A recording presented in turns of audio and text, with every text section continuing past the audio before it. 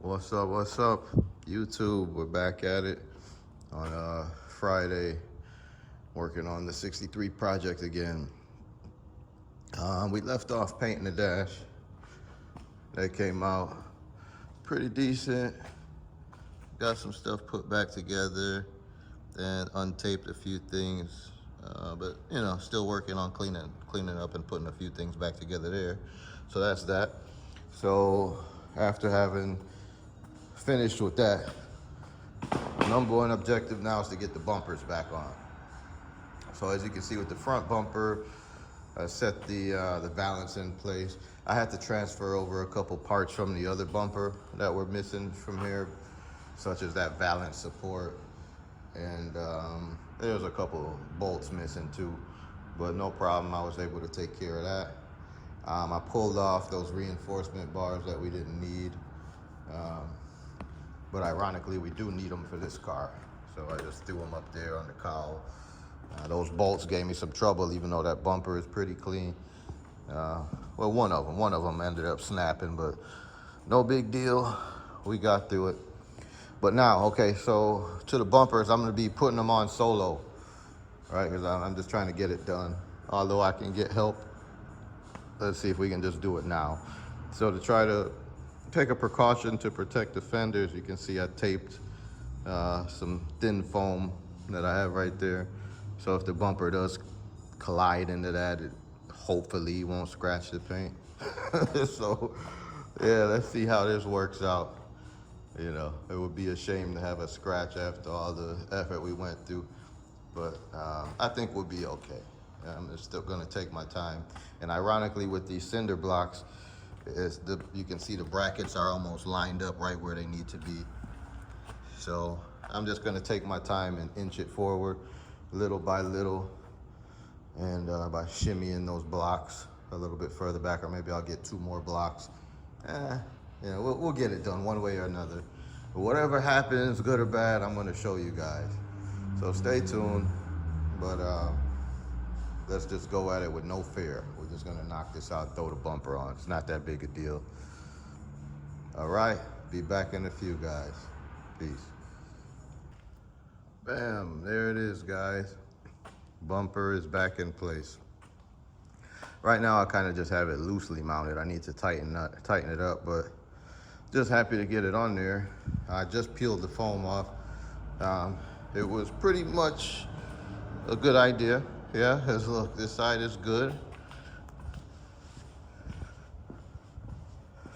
And this side is mostly good.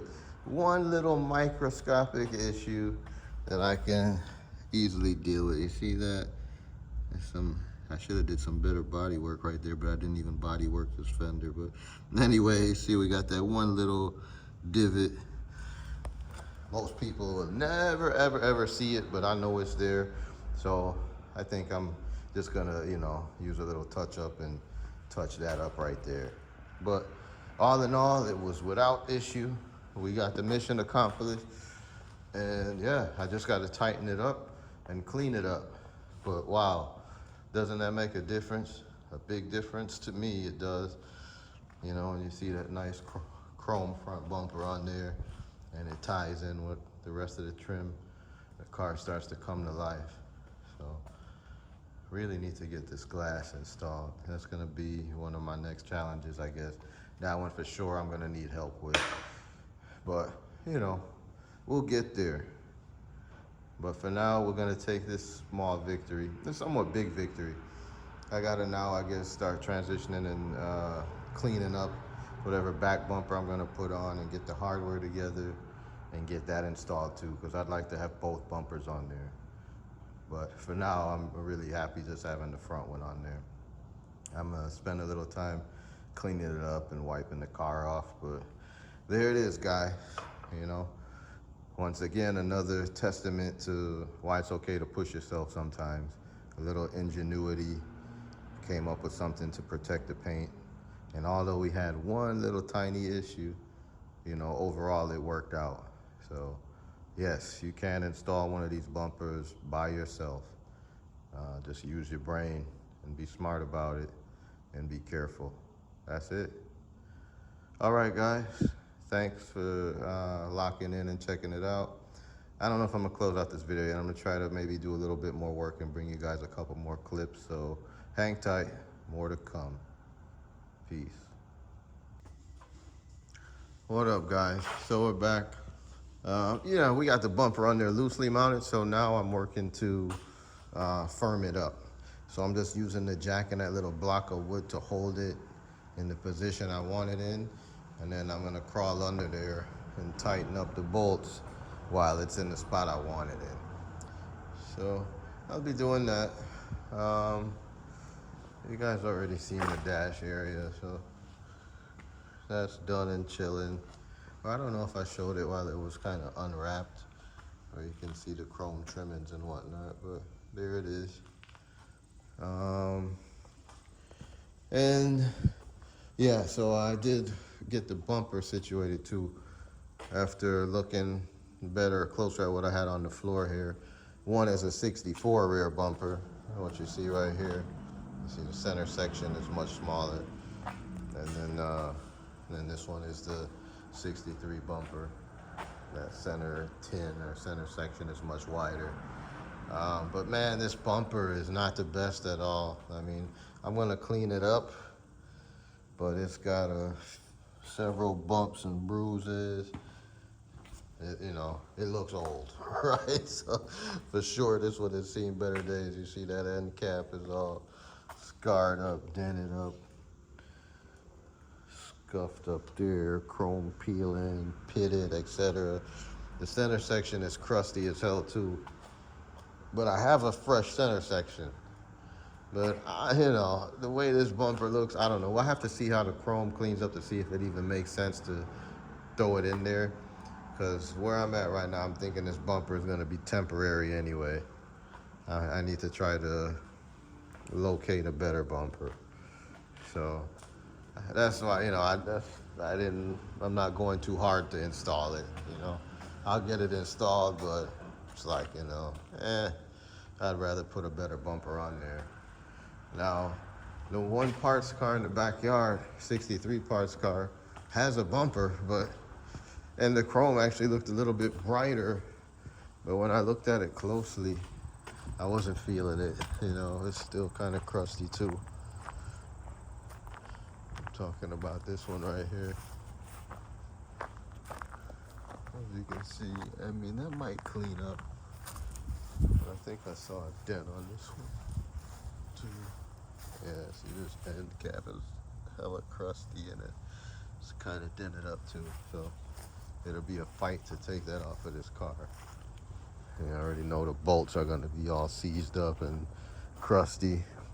I could get it off, but I don't know that I feel like it for something that's less than pristine. It's almost like cheating yourself having a nice new looking bumper on the front and then a crusty, dusty bumper on the back. So because of that, like I said, I'm not gonna rush to put the back bumper on, but I'm gonna finish this up. This won't take any time. So I went to go start and say, hey, let me check on the Fleetwood because I'm getting ready to try to start cleaning up the frame rails and getting it ready to just drop that engine in there. And this is the wettest spot of the shop, right? So I was like, oh wow, the car cover's kind of dipping down real heavy in the center. Look at this, man. I got a whole pond in here. Looks like a science experiment. I said, damn, So fortunately, I have this hand transfer pump. So I'm pumping it into a bucket. I'm gonna empty it out. And normally I don't cover up the whole engine bay, and that's why. And somehow last time, when I was painting to try to keep the overspray off the car, I covered the whole thing up. Since that time we got rain and boom. And I was wondering why I had so many gnats and shit flying around in there. That's why they probably breeding right here. But anyway, I'm gonna work on that and work on this. And that's probably gonna be it for this episode. A couple other things worth mentioning too. This might be the final episode for some time to come, because the more and more I'm looking at some of the effort I'm putting into the channel versus the incentive or reward on the back end, it's not really worth it. So I'm not gonna be posting as much and may stop altogether. So we'll see how it goes. If nothing else, I'm gonna take a break. You know, it takes a lot of effort to keep giving you guys fresh content, etc., and pushing to get work done, editing, uploading, etc., etc. And I mean, there's some motivation to do it, but the time and energy versus the reward on the back end and the amount of access I'm giving people to my own personal private life, it's one of those things where I'm just not sure I'm with it anymore. So we'll see what happens. If nothing else, all the previous content will be up, you know, so take a look. Maybe you can learn something from it.